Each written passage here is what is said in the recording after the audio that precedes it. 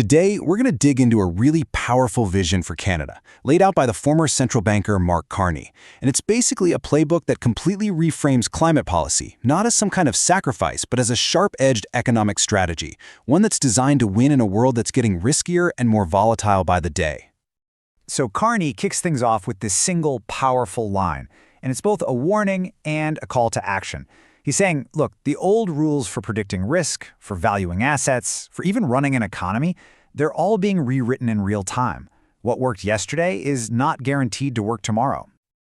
All right, so here's how we're going to break this all down. We're going to do it in 5 clear parts. We'll start with the global problem, then we'll get into Carney's core argument, look at the actual tools he's proposing, see how it applies to Canada, and then we'll end with a really crucial test to see if this is all just talk or if it's real action. So that whole warning that past is not prologue, well, it's rooted in a new global reality. And that brings us right to our first section. We're living in a world that's defined by constant, overlapping, and deeply interconnected crises. You know, it's not just one thing at a time anymore, is it? A war on one continent sends food and fuel prices absolutely soaring on another. Wildfires in Canada can generate emissions that are on par with entire national economies. An energy crisis over in Europe exposes just how dangerous it is to rely on a single supplier. The key thing here is that these shocks don't stay in their lane. They cascade through the entire global system. And in Carney's framework, this new reality totally redefines a word we hear all the time: resilience. It's not just some nice-to-have buzzword anymore. He says it's the fundamental price of admission for any modern economy. If you are not built to withstand these shocks, you simply cannot compete in the 21st century. Full stop.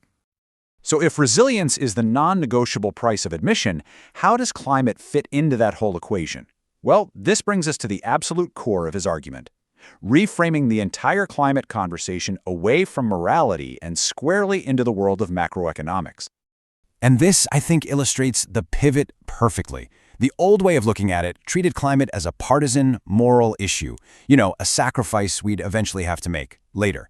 Carney's view treats it as a core macroeconomic problem.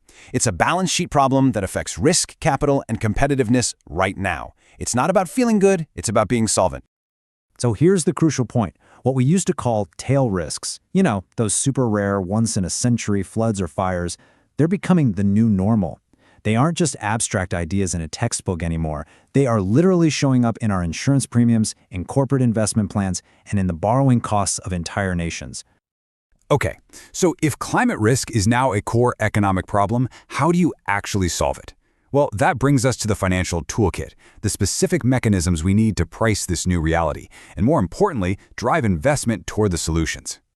Carney argues that for carbon markets to actually work, they can't just be based on vibes. They have to be built with rock-solid integrity. And that means clear rules, transparent tracking, and guarantees that when you buy an offset, it's real and it's permanent. The whole goal is to make genuine decarbonization bankable and to make greenwashing incredibly expensive.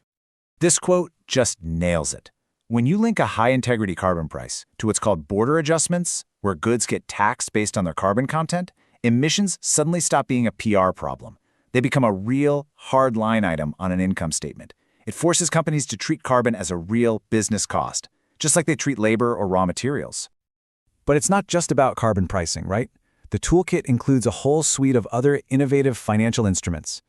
Think about using the absolutely massive energy demand from new AI data centers to underwrite and finance brand new clean power plants. Or creating blended finance vehicles, which basically use public money to de-risk an investment, which then attracts much, much larger pools of private capital. Or using something called parametric insurance, which pays out automatically based on a pre-agreed trigger, like a hurricane's wind speed, making sure that money flows immediately after a disaster. These are the tools that connect the plumbing of high finance directly to the physics of our energy and climate systems. So with this powerful financial toolkit in hand, how does it all apply specifically to Canada? Well, the argument is that this massive global shift isn't a threat at all. In fact, it's a huge opportunity for the country to become a magnet for global capital. And this isn't just wishful thinking. It's about leveraging existing structural strength that Canada already has.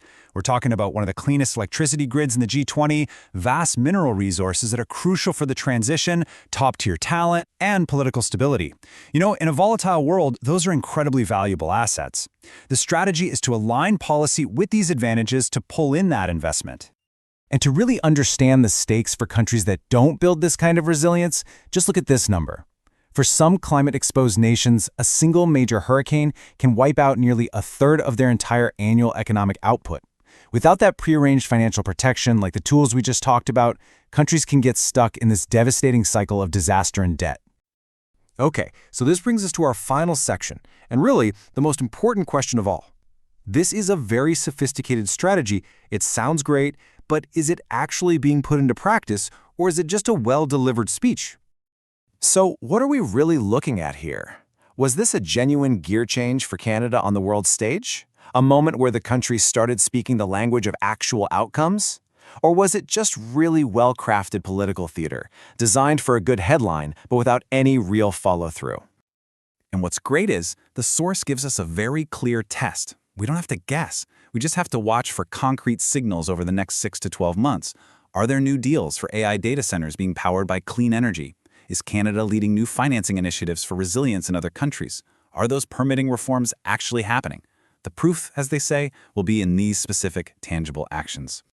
And that leaves us with this final, kind of provocative thought. In a world of constant shocks and uncertainty, influence isn't built on slogans or photo ops. It's built on execution, on competence, and on reliability.